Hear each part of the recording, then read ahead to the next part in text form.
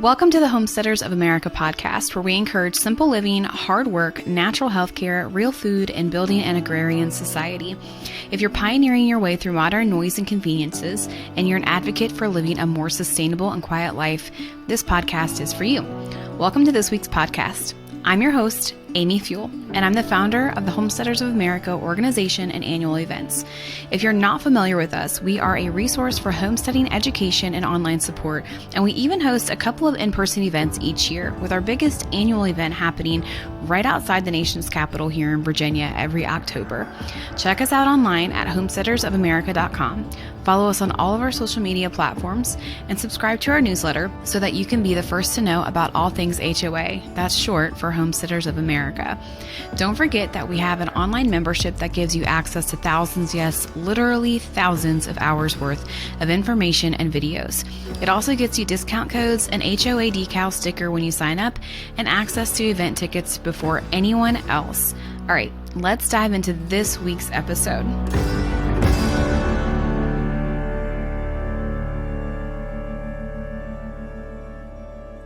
So this week I am talking to Joshua Furman. For those of you who have never heard of Joshua Furman before, he is the milk guy.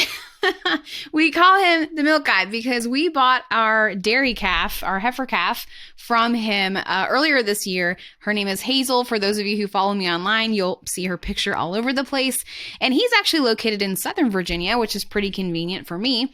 And so Josh and I have had quite a few conversations about dairy cows and natural health and how that works because, you know, me being an herbalist, I'm really interested in that and having my cow stay healthy and the natural way, not using antibiotics or anything like that. And so we dove into that in this episode. We talked, oh my goodness, y'all, we talk about everything when it comes to the health of your family milk cow. We talked about mineral deficiency, mastitis, probiotics, giving your cow kefir and kombucha. Who knew that was even possible? We talk about boosting your cow's immune system, flies, toxicity, forage, all kinds of things. And I am so excited to bring you this week's episode. Just a quick disclaimer. We had a little bit of rural internet problems with Joshua. And so there are a few parts where he cuts in and out, but I think for the most part, you'll be okay with the recording. We had a lot of fun recording it, a lot of information, and it still worked out perfectly. So get ready for this week's episode. Hey, Joshua, welcome to the Homesteaders of America podcast. It's nice to see you again. Why don't you tell us a little bit about who you are and what you do? Hey there, I'm Joshua Furman, and I work at a small family-run dairy here in Southern Virginia. And my dad actually owns it, and so I work for him. And we do mostly A2A2, 100% grass-fed dairy cows, and we service a lot of customers in the area. We also have some chickens, turkeys, and dogs and beef cows, but most of what we do is related to dairy cows or A2A2 dairy and that kind of thing. Yeah. So I first found out about you, I think it was through Justin Rhodes' channel. He got a milk cow from you guys. And so we connected with you too and got our heifer calf from you, Hazel, and hoping to get another cow from you in the new year. Why don't you tell us a little bit about like A2A2 and grass-fed genetics? Because a lot of people don't understand what that is, especially when looking for a milk cow. Sure. Well, A2A2 is a beta casein in the milk. So it's a protein content in the actual milk that the cow produces. And it's in the genetics of the cow to be either a 2A2 or a 1A1 or a 1A2.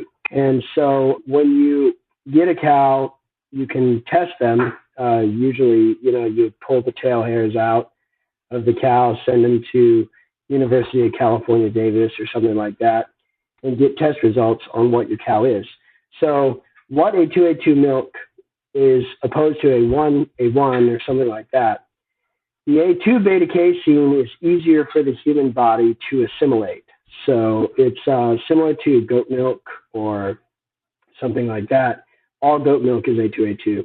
And all cow milk actually used to be A2A2. But since they started to commercialize cattle back in the day, when they started to put cows behind the breweries and feed them the old leftover waste from different companies and stuff, and really just commercialize cattle and take them out of the field and put them into the factory. That's where the A1 beta casein kind of was born. And it has really taken over the industry. And it's really hard for people to digest the A1. And a lot of people, you'll hear them say, I'm lactose intolerant or something like that. And lactose intolerant is usually A1 intolerant, because most of those people who are lactose intolerant can handle goat milk, or they can handle A2A2 milk. So it just depends. So we started learning about it here on our farm maybe 10 years ago, maybe a little longer. And we just switched over pretty much right away because of what we were learning about it. And there's some good books and articles out there on the subject that can explain it in a deeper way for those of you who are interested. But that's kind of the simple understanding of A2A2 versus A1A1. And you can actually breed A2 into your herd by getting an A2A2 bull. And then as long as your cows have at least one A2 property within them, then when you breed an A2A2 bull to an A1A2 cow, there's a 75% chance you'll have an A2A2 calf. So we kind of did some aggressive breeding and culling towards A2A2 herd and got there. And now we don't ever have any A1 cows on the farm. So that's kind of what we've done. And it's definitely something you want to look into before deciding to purchase a family milk cow, and just see if that's an important thing for you and your family.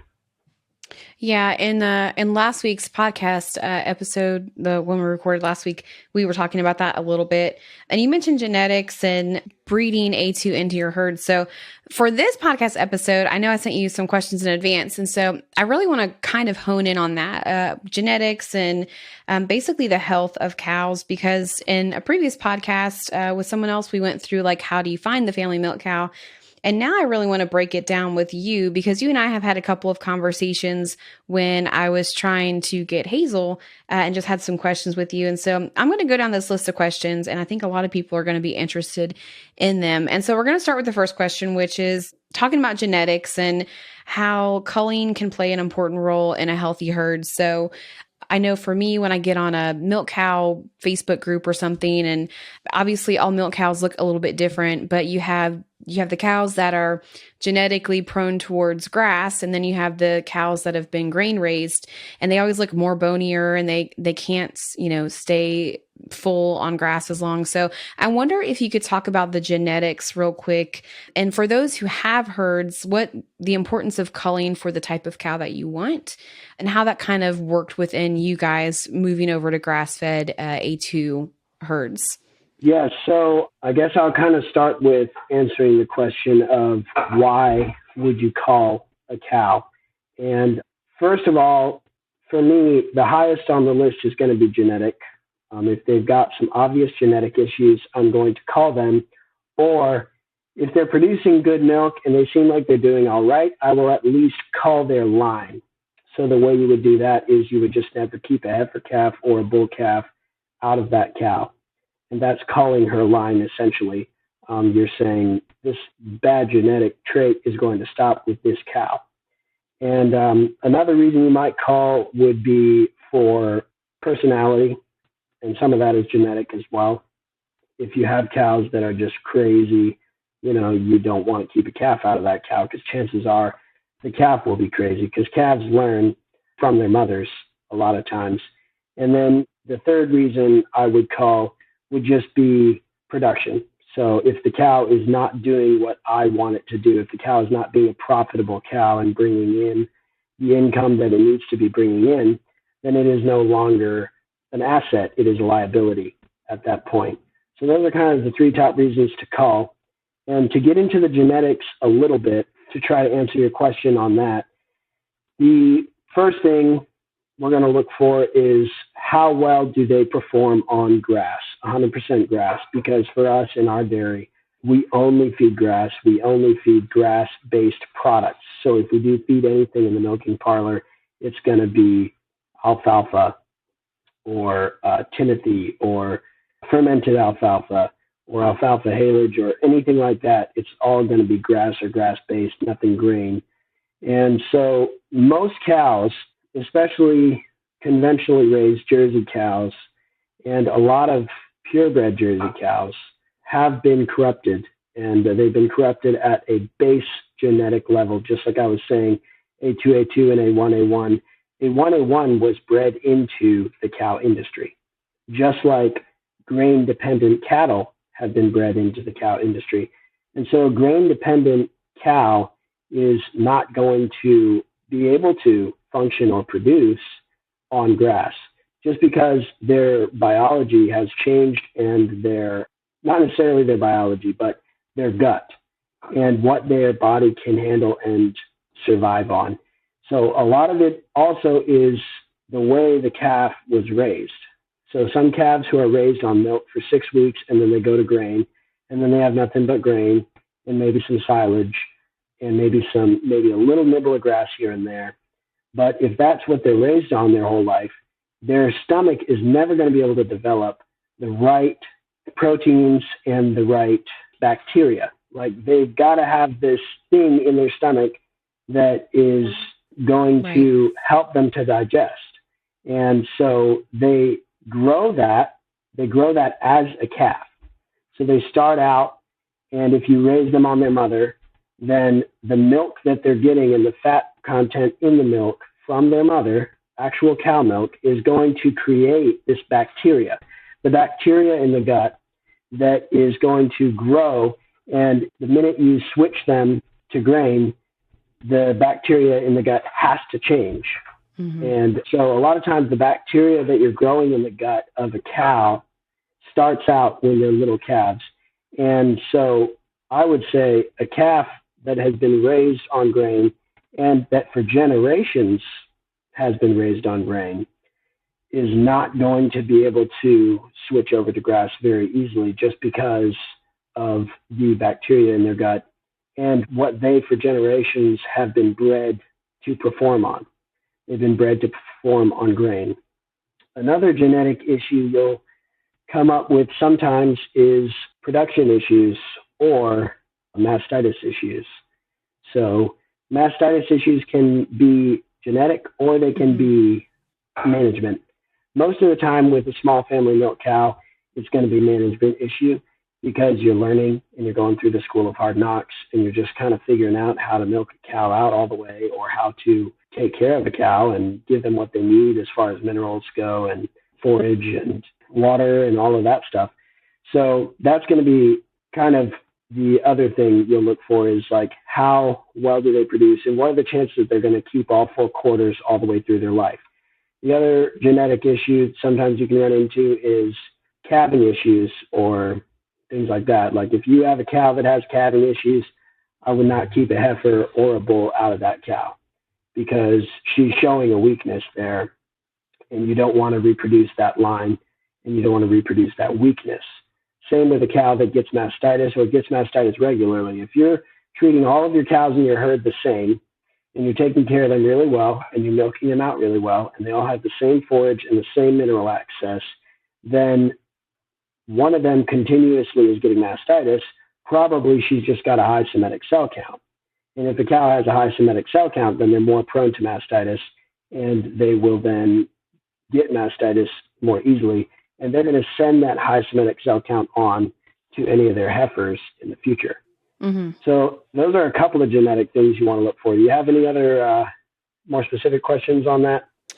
I mean, we could be here all day, but no, I think you covered that pretty good. It does kind of lead us into the next question about like general health. Like you talk a little bit about mastitis, which is one of the things I want to talk about. That seems to be like one of the biggest fears of the new family milk cow owner is what if my cow gets mastitis? You know, how do I treat that naturally? And so that kind of leads me into the next part of this is I remember you telling me that you guys don't treat with antibiotics. And you went in to explain why that is. And I thought that was really interesting. So I wonder if you might take some time to just explain how antibiotics affect a cow's body and what are some alternatives to that? Yeah, sure. So what you're asking is you're a nervous first-time cow owner maybe. You're just starting out and your biggest fear is mastitis. I would say mastitis is probably not and should not be your biggest fear. Mastitis is something that you may deal with, but everybody deals with mastitis. Right. I mean, I would say go ask anybody who has cows, and they're going to say, yeah, we deal with it, we figure it out, and we work through it. So as far as the antibiotics go, we do not treat with any kind of antibiotics. And the main reason for that is we're a natural farm, and everything we do is natural and organic and healthy for the body. And what antibiotics do is they kill everything, all bacteria. They kill bad bacteria, they kill good bacteria, and they kill the immune system. And so when you give a cow antibiotics, it may treat and fix the problem very quickly. Just like if you get a cold, I've been dealing with a little cold myself for like 2 weeks now. And if I had gone and gotten antibiotics the first day, it probably would have been gone in 3 days. But I would have shot my immune system so much that I would have been susceptible to all manner of other things. And the other thing is, when you kill all the bacteria in the gut, that cow then has to start from scratch. So you're not making a stronger animal. You are making a weaker animal, and you are making a dependent animal, and you're making a weaker bloodline and a more dependent bloodline. And so it's one of those things where, like I said, if you have a cow who's always popping up with mastitis, you probably want to call. But if you have a cow who, maybe has mastitis once, you treat it, you take care of her, and she gets better, then a lot of times, she won't get it again, or just it's a lot of times it's a learning process. Like I've had people who got a cow and they got it delivered to their house. And when it was delivered, they did a CNPK test or something like that, where you can see what the level of Semitic cell was. And they said, 2 of the quadrants have, mastitis. And I said, well, give it a couple of days. We gave it a couple of days. The cow was fine. It's the stress of the ride is what caused the cow to have a high Semitic cell on those quarters. So sometimes it's stresses, sometimes it's moving to a different place, sometimes it's just you not taking care of the cow the way you should be, or her not getting what she needs. So going back to antibiotics, because I did want to say something on this, when you give your cow antibiotics, you're taking all of the good bacteria that she has built since she was a baby calf in her stomach to help her to live and thrive and produce calves and milk on grass or whatever you have raised her for. You're taking all of that work you've done and you're flushing it down the toilet and you're saying we need to start over again. But if you push through a sickness and the cow gets better, she is building antibodies. She is, in a sense, vaccinating herself against the issue again. Her body is creating strength on strength, and it's almost like working out. It's just like, you work out, you get stronger. You get sick, your body works through it, your body gets stronger. And that's the way that bodies work. And so if we go straight to the medical system, which all they really want is money, all the vets want is your money. They're not necessarily going to cure your cow in a way that's going to help the cow continue to produce for generations and generations. They might fix your cow quickly, and they might fix your cow the way you want it fixed. So I'm not saying you shouldn't use antibiotics if that's what you feel like you should do. Right. But I'm just warning you what the dangers of antibiotics are. Yeah. And treatment. Okay, so treatment of mastitis naturally. So the way that we do that is we milk the cow out all the way. So I'll tell people this all the time. Somebody's like, I'm terrified of mastitis. My cow's going to die. My cow's going to get this terrible thing. Listen, you see one little chunk in the milk and you neglect to milk that quadrant out all the way, it will continue to get worse, because mastitis is a bacteria that maybe some dirt got in there. Maybe, she's responding in a bad way to stress. And so it's an issue that got into her quarter. Usually it's 1 quarter, maybe it's 2 quarters. Sometimes it's the whole cow. But it's some issue that started in this quarter. And the best way to treat her is to get everything out. Because you can drain a cow completely out. And I'll even do this. I had a cow a couple of days ago. She had an injury, so it wasn't necessarily mastitis. She had a bruised udder, and there was some chunks in there, and I knew it was going to be hard for the machine to get everything out. So I went ahead and did it by hand. And then I waited 20 minutes, and I did it again. I waited 20 minutes. I did it again. And then the next day, she was pretty much clear. And I did the same thing. And then the third day, she was fine. And so that's the main way to treat it. As long as they're getting everything they need orally. So they've got to be getting the right minerals. They've got to be getting the right forage. And they've got to be getting the right amount of water. So if you're not getting food, water, and minerals into the cow, then you could have a continuous problem for maybe a week or 2 weeks. The other thing I would say is you can boost her immune system. That's the best way to fight any infection in a cow, is boost their immune system. So just like we said, antibiotics kills their immune system. So that the immune system cannot do its job, the antibiotics now step in and do the job of the immune system. Mm-hmm. But if you boost the immune system, then what you're going to do is your cow is going to come up with more and more strengths to be able to combat these different issues. So giving her probiotic-rich stuff, I like to give my cows apple cider vinegar. They actually like the taste of apple cider vinegar. So you pour that on their forage or whatever you're feeding them for milking. They love to lick that up. Sesame oil, organic, obviously, sesame oil or flax oil. That's the best thing. Flax oil, we buy that by the gallon jugs. You know, we ship it in and we have it. And what that does is that gives the cow a certain amount of fats where she doesn't necessarily need to use her own energy to keep warm or stay alive or whatever. That's going to really just give her. You can also feed flax oil to boost condition in a cow who's maybe lost some condition and she needs to boost her condition a little bit. So that's really just a level of fats that's going to give the cow what she needs to then use her immune system to fight the mastitis. Because if she's using all of her energy to stay alive and to, stay fat, then she's not going to have as much energy to put towards curing the issue. So flax oil, apple cider vinegar, other things you can use.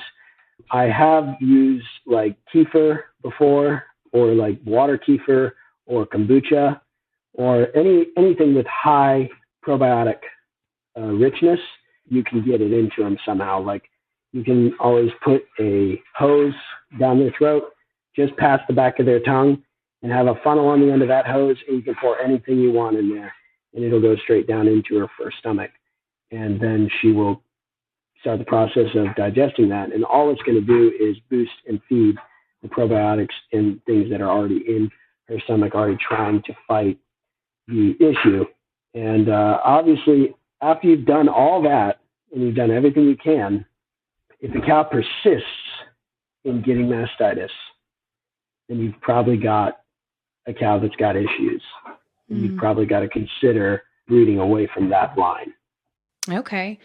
Yeah, that's a lot of good information. I don't think most people think about giving kombucha to a cow. Yeah.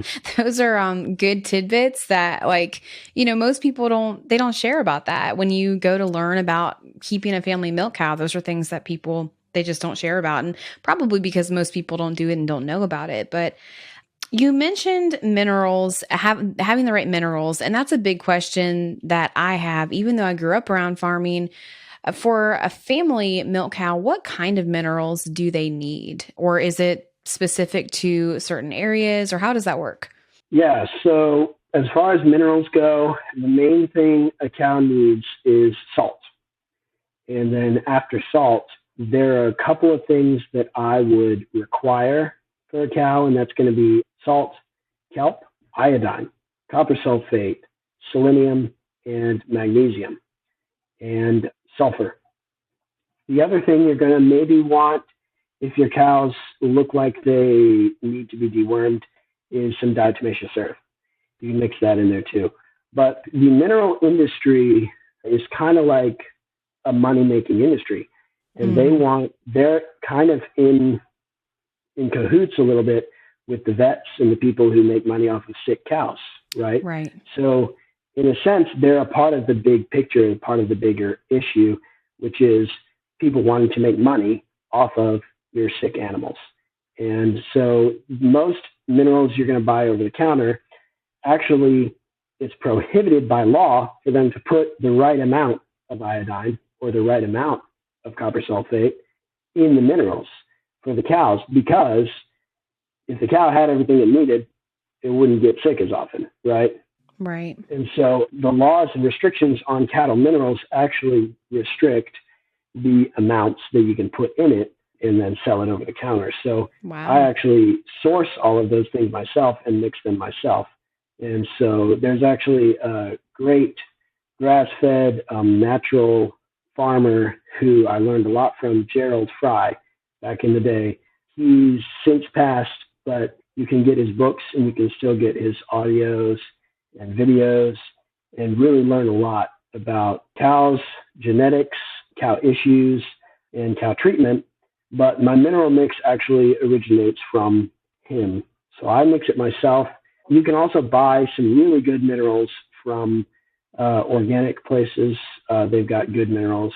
If you want to just buy an over-the-counter mineral and maybe add a little iodine here or there. The best way to add iodine that's cheap is kelp. So I would say one of the main reasons for mastitis is iodine deficiency.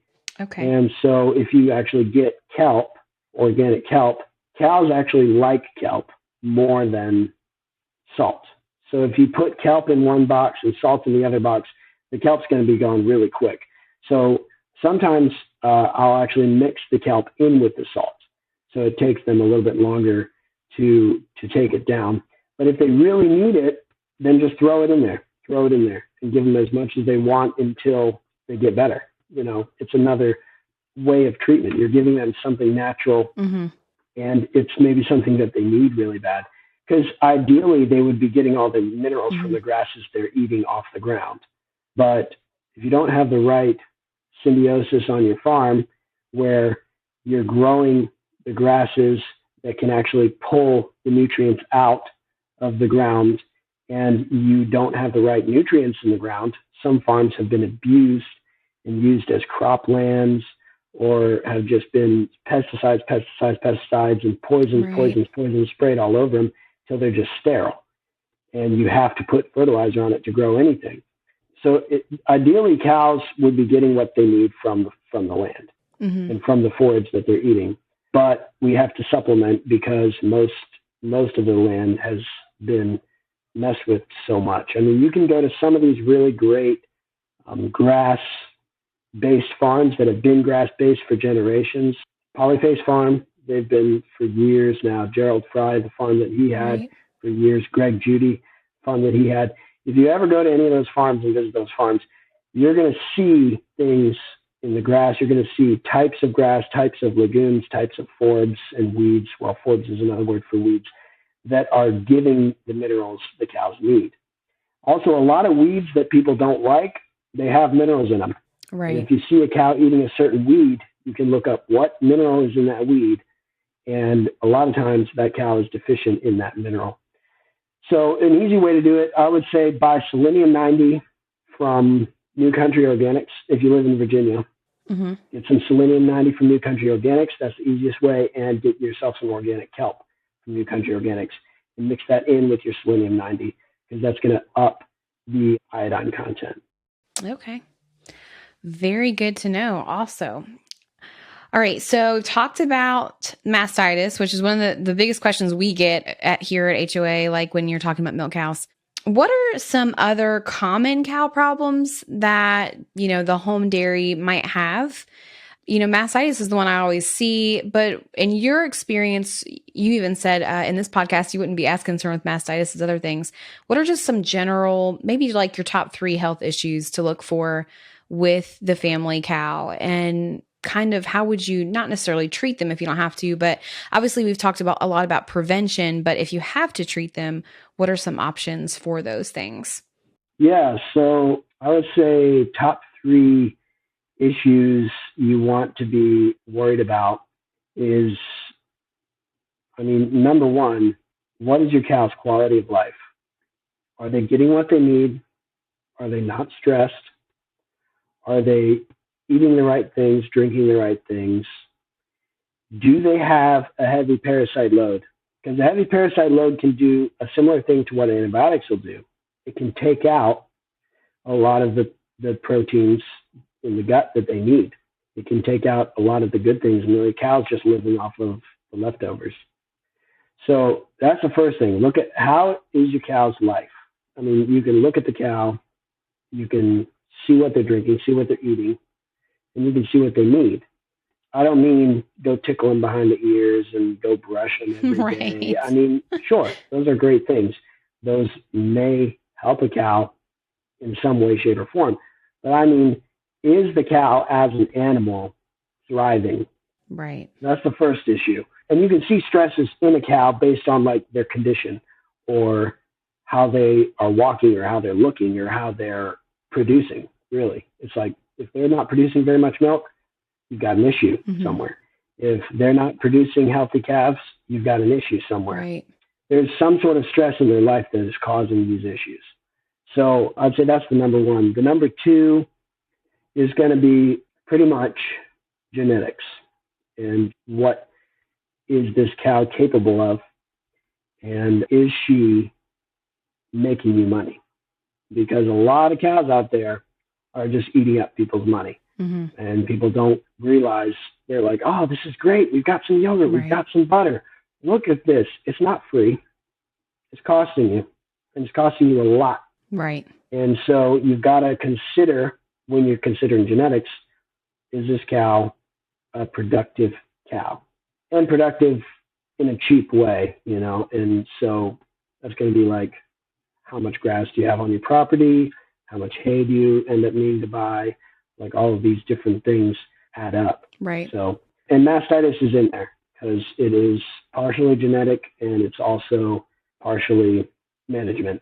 But the third thing I would say to watch out for in your cows as far as health issues go is forage problems. So look out for poisons and toxins because cows are susceptible to poisons and toxins and even parasites killing off cows. Not as much as goats and sheep. Goats and sheep will just kind of flop over at the drop of a hat with parasites or with different things like that.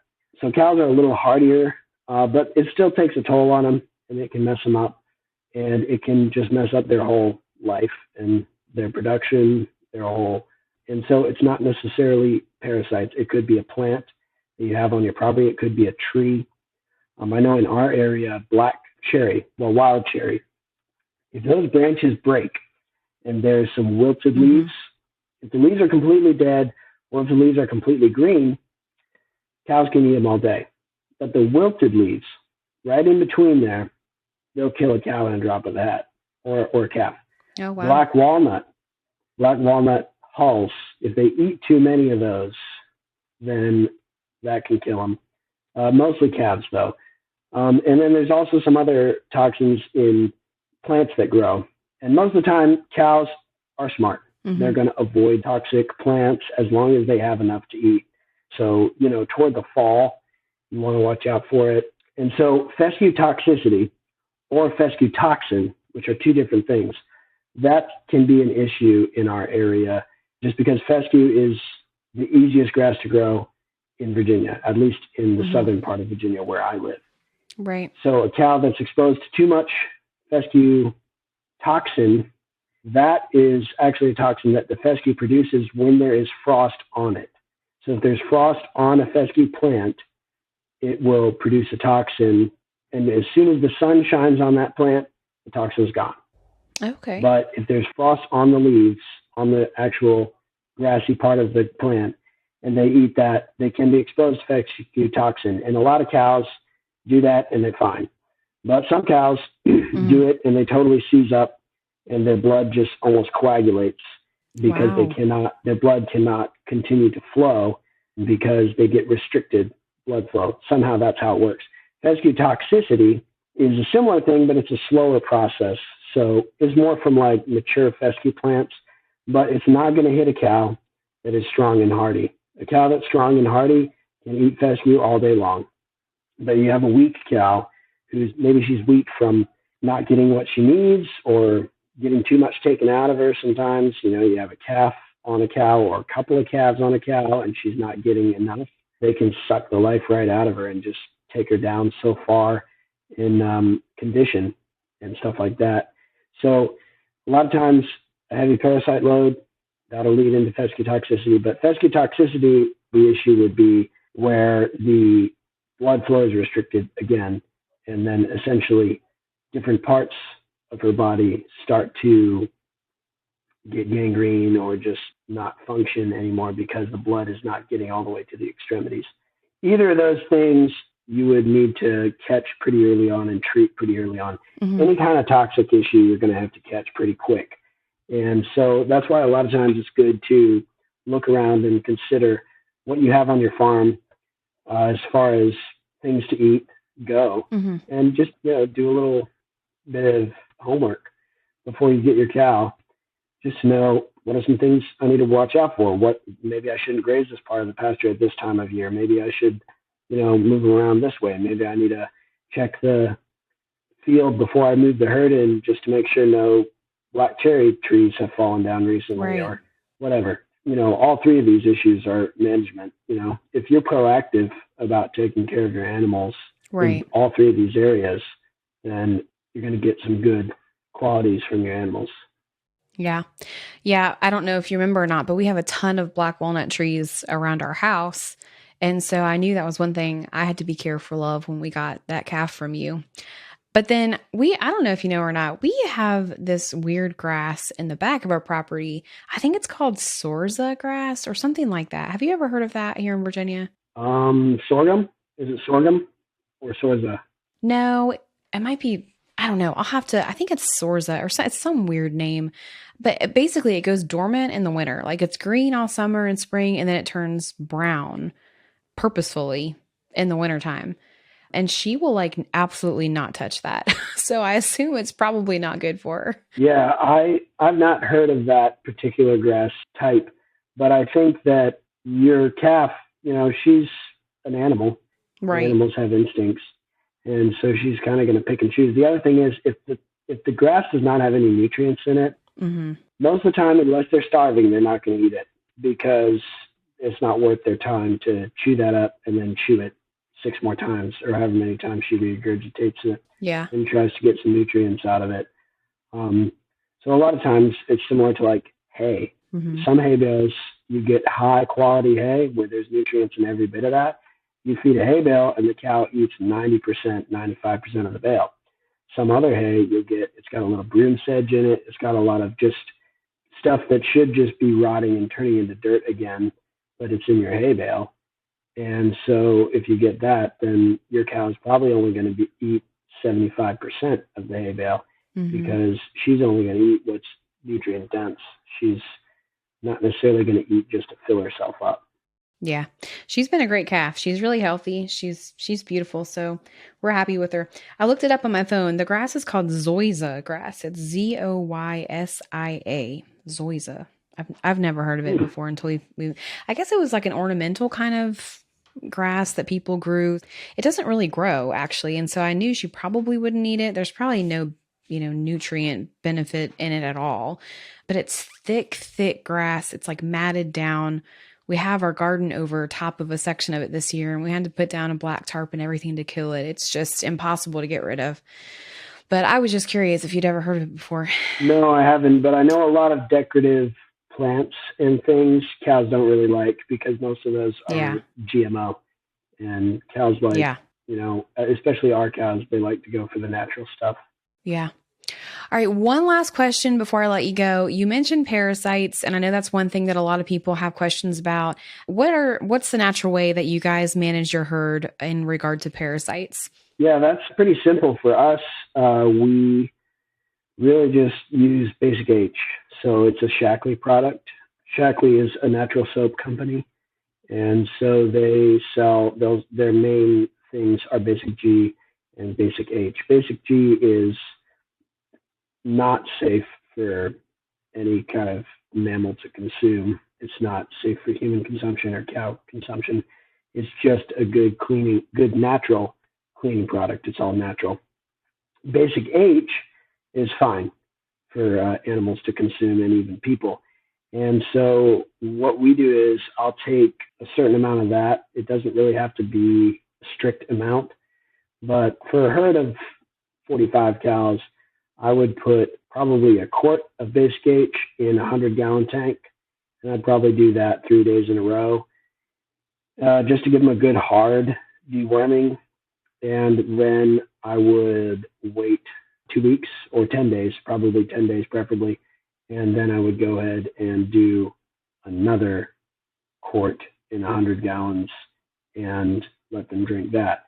So Basic H really just goes in and kills any kind of parasites. So it's kind of a simple way. Another way you can do it naturally is diatomaceous earth.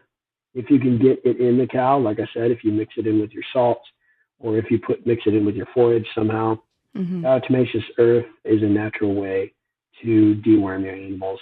Because from what I understand, and my brother knows more about this because he actually uses it to deworm his dogs and for flea and tick treatment, but it's ground up fossils, and so it's really just these tiny little razor blades.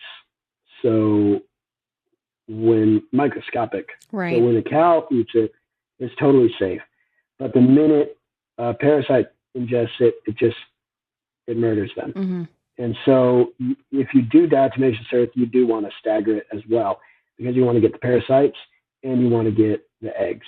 So whatever hatches 10 days later, you want to get those baby parasites as well before they reproduce. Right. And, parasites, ticks and different things, ticks are mostly going to be bad on a cow that has a bad immune system and that is not thriving.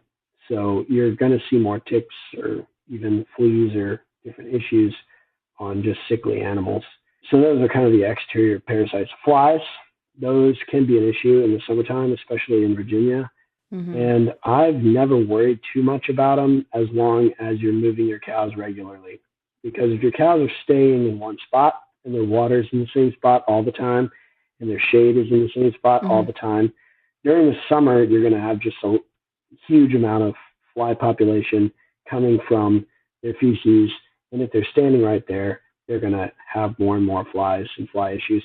The best fly treatment we have is birds.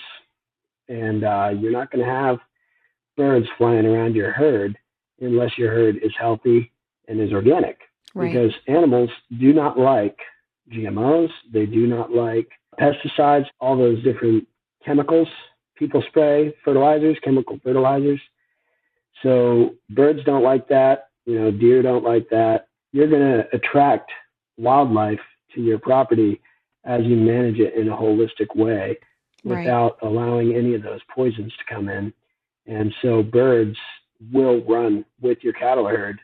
And chickens, that's a really good way to control fly population, because if you run your chickens 2 days, 3 days behind your cows, just like Joel Salatin does and most of these other big grass-fed farmers do, they will spread the patties and they will eat the maggots.